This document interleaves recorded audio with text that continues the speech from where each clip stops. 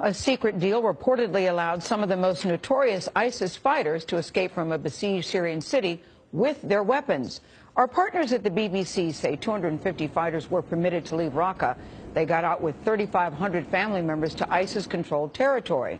Now, the report says their convoy included nearly 50 rented trucks, 13 buses, and more than 100 ISIS vehicles.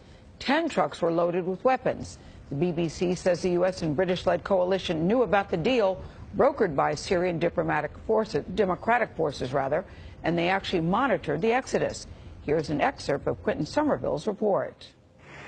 The world was told only a few dozen local fighters were being let go.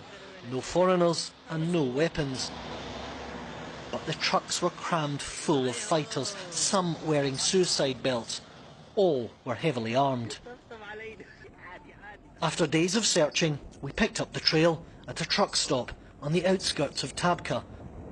Here we discovered the drivers, all civilians who drove IS to freedom. They'd been hired by the Kurdish-led Syrian Democratic Forces. It was the longest journey of their lives. Their trucks were rigged with IS bombs in case the deal collapsed. They'd been told they were picking up only a few hundred civilians, that it would be a quick job. They ended up driving day and night for 3 days. This couldn't look like the Islamic State's escape to victory.